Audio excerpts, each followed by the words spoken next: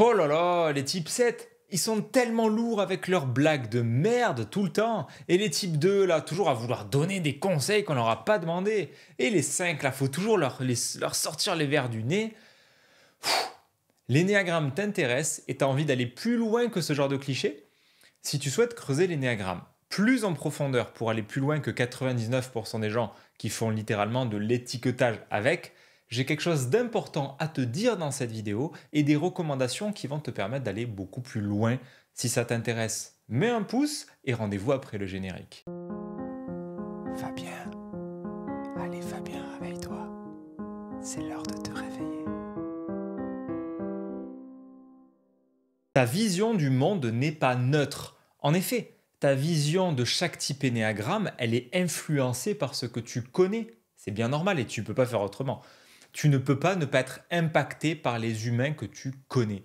Si un type 8 t'a pourri la vie quand tu étais petit et que tu te faisais frapper par lui, ton système nerveux, il va étiqueter les types 8 comme cons et méchants.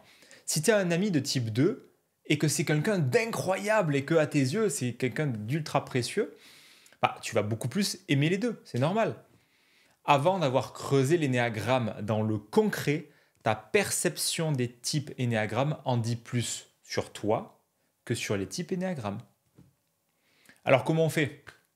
Eh bien, vient l'heure de sortir des clichés. Pour les personnes qui n'ont aucune nuance, l'énéagramme, c'est juste 9 cases dans lesquelles on range les individus. Toi, t'es 1, t'es comme ça, t'es perfectionniste, hein, comme ça. Toi, t'es 2, t'es comme ça, et ainsi de suite.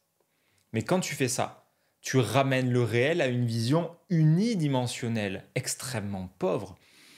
C'est naturel puisque notre biologie, elle est faite pour ça, elle est faite pour économiser des ressources et consommer le moins possible.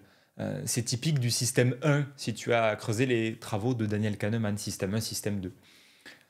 Au début, quand tu découvres l'énéagramme, tu connais une, deux personnes d'un énéatype, donc tu n'as pas de nuance. Encore une fois, c'est normal. C'est pour ça qu'à un moment donné, c'est important d'ouvrir ton système nerveux. Quand tu es raide comme un piquet physiquement, bah, tu t'étires et tu vas assouplir ta structure, c'est normal. L'énéagramme, c'est l'occasion de faire des étirements pour ton psychisme et d'avoir plus d'amplitude justement. Il faut s'agrandir un peu l'esprit.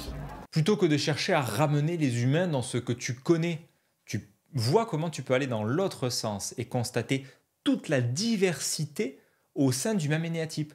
Ça va te permettre de jouer avec ce qu'on appelle le métaprogramme similitude-différence en PNL. Similitude, bah, tu vas voir où les gens du même énéatype se rejoignent, avec les mécanismes égotiques bien sûr, même s'ils peuvent être très très différents, ils se rejoignent toujours à l'endroit des mécanismes égotiques, l'évitement compulsif, le mécanisme de défense, la passion, la fixation, la peur de base, etc.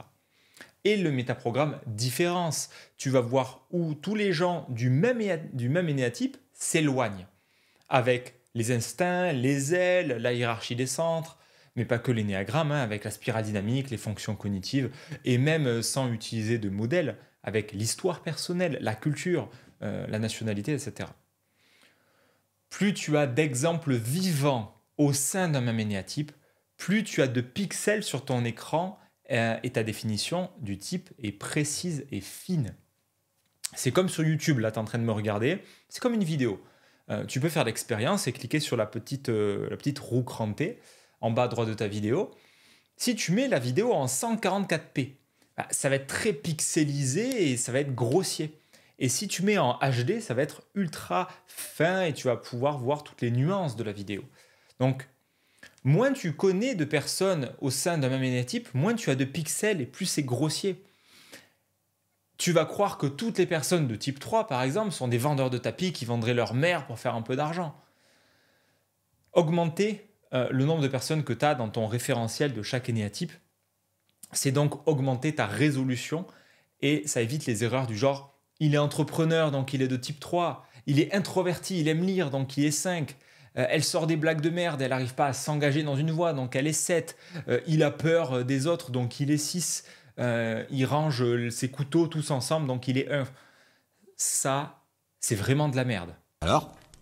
C'est de la merde. Alors, quelques recommandations pour toi, pour justement progresser dans cette voie de l'énéagramme. Progresser non pas pour devenir une meilleure personne, mais progresser dans la finesse de compréhension du modèle. Mon invitation, moi, que je te fais là, c'est pars à l'aventure.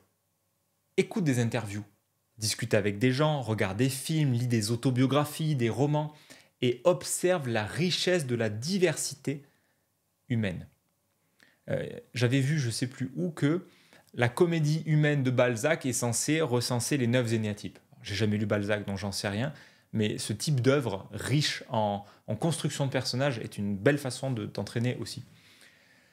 Tout ça va te montrer les types énéagrammes sous des angles que tu n'as jamais vus. Tu vas voir des 5 qui sont très sociables et qui aiment les groupes, tu vas voir des 7 qui sont introvertis et des 9 hyperactifs qui sont toujours dans l'action et qui sont loin des archétypes que l'on connaît.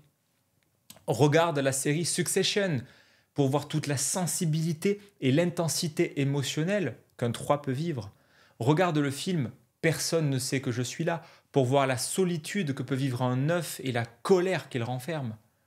Regarde Will Hunting pour constater l'intelligence et la vulnérabilité dont peut faire preuve un type 8. Intéresse-toi à Henri Laborie, Mère Teresa, Nassim Taleb, Blanche Gardin, Éric Barré, Alexandre Astier, Marie Kondo, Jim Carrey, Johnny Depp, David Lynch, Isa Padovani, Alexandre Jolien, Solange te parle, ou encore Marshall Rosenberg.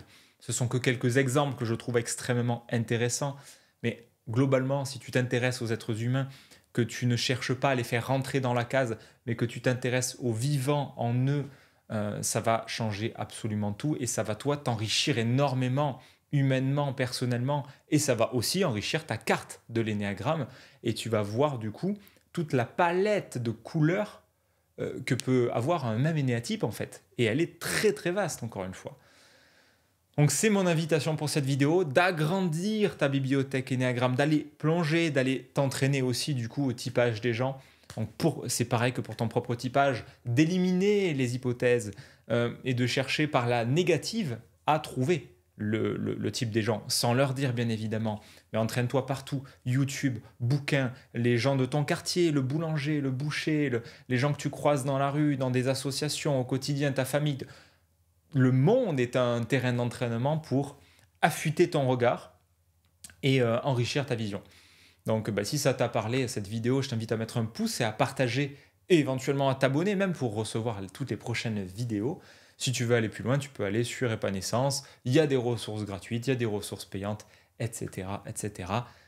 Si tu veux continuer ton aventure avec Épanescence, tu peux aussi rester ici et visionner la vidéo qui va s'afficher à l'écran et qui va te permettre d'explorer un peu plus en profondeur ce sujet absolument fascinant qu'est l'énéagramme.